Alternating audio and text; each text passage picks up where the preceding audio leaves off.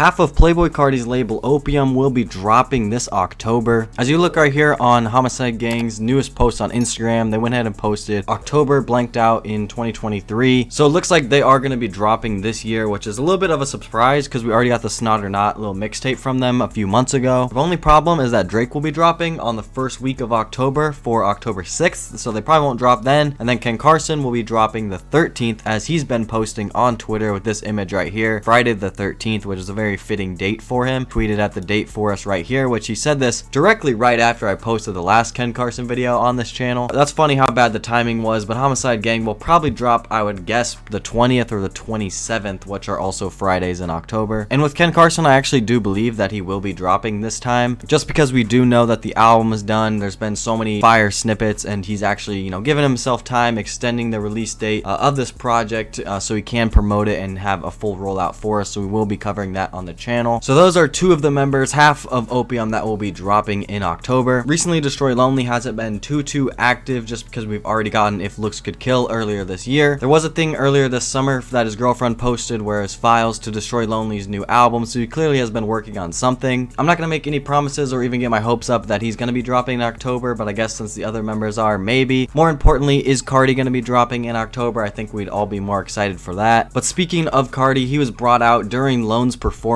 Ken Carson was also brought out in Atlanta during Lone's performance, and it's actually great to see all three of them finally up on stage. I feel like Carti should have done this a long time ago. He made Uzi do it before him, but either way, it's just good to see all the members of Opium hanging out together and, publicly around each other. As Carti's birthday party last weekend was absolutely crazy, as they held an event in Atlanta. Basically, Carti's birthday party was one big concert slash, rave for the fans. You could even get free drinks and free tattoos as well. Yes, people were actually getting Opium tattoos at the event. Anybody who got to go, I'm actually so jealous. They're so lucky. This is pretty much a miniature version on a very small scale in a warehouse of what the Antagonist tour is going to be like, so I'm very excited to actually feel the energy when I enter the arena next year and go on tour. They play tons of great music from a whole bunch of people, including a couple unreleased Carti songs, one featuring Travis Scott and another one featuring Uzi. We have snippets for those, which, to be honest, I can't overhype these collabs too much. It's good to see, Carti collabing with Travis again.